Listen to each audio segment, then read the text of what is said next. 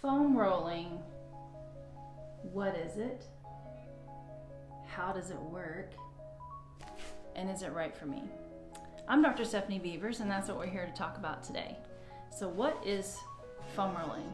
It's self-myofascial release. Myo meaning muscle. Fascia is the connective tissue that surrounds all muscles and organs within the body. It also allows for your blood vessels and your nerves to flow freely through the muscle. When you self-release, you're attacking the areas that have a restriction or a tightness that are very sore. It's sore because there's not a lot of blood flow with oxygen in that area. When you release it, you're bringing in new blood flow with oxygen to aid in the healing process. So how does it work? Before you begin anything new, any new stretch or exercise, make sure you check with your doctor and get the green light, okay? When you have these tight and restricted areas in your muscle that are really sore, you're naturally gonna compensate your movement. You're gonna try to avoid anything that creates even more pain in that area. When you self-release, you're removing some of the restriction. As your body begins to heal these areas of injury, you're also bringing in more blood flow, which has oxygen that's gonna aid in the healing of the tissues. You're going to reduce the amount of restriction, which is going to allow for a better movement.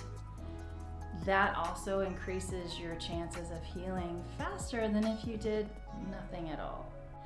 Now, there are many different styles, shapes, sizes of myofascial release tools, foam rollers. We have short, long, round, cylinder, knobby, spiky, vibrating.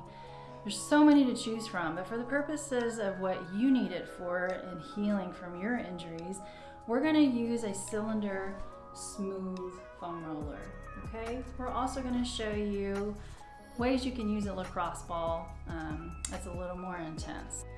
I also want to mention that you should use foam rolling sparingly, especially in the beginning when you begin this journey, okay? You're already sore and tender. You can create a little bruising if you do a little bit too aggressive, too fast. So 1 to 2 minutes is a nice time frame to start. You want to gradually increase maybe the number of exercises that you're doing with the foam roller or time in which you're doing them. So you're going to sit on the floor with your legs stretched out in front of you. Place both calves on top of the foam roller. Using your hands for support, you're going to lift your hips up off the floor and roll forward and backward. You can also cross one foot over and have just a single leg. This is a little more intense. Or you can just hold it in place on an area of restriction, flex and extend your foot.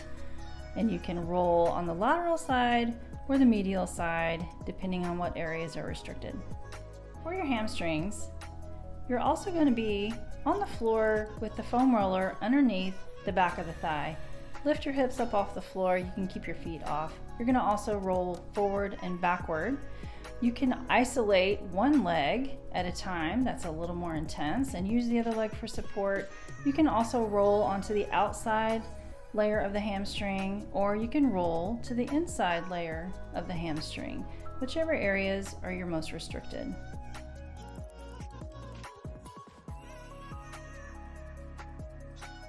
For the hip flexors, you're going to be somewhat in the same position you just finished with the quads. There's a small space above the hip joint that you're going to roll forward and backward and side to side to get those tough areas.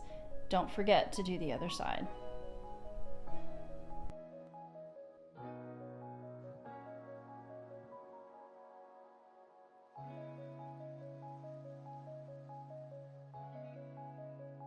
For the upper and mid back, you're going to sit on the floor, place the foam roller underneath the mid back, keep your feet hip distance apart, move the hair out of the way if that's necessary, head in neutral, arms open, and you're going to gently roll from just under the shoulder to above the lower ribs. You can also cross the hands over the shoulders if this is easier. For the glutes, you're going to sit on top of the foam roller, put your hands on the floor to brace.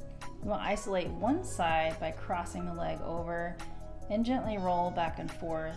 You can also keep it in one sore spot and lift and lower the leg, moving the muscle without rolling. You can also use a lacrosse ball if you can't get down on the floor. Place the ball just under the shoulder, target the areas in between the shoulder blades. You can roll back and forth, up and down. You can also isolate one area by keeping it in that spot, raising the arm up and down. You can pull it across the body, hold and roll, or simply hold it in place and move the arm open and closed. We hope this has given you a few effective ways to utilize a foam roller to aid in your recovery.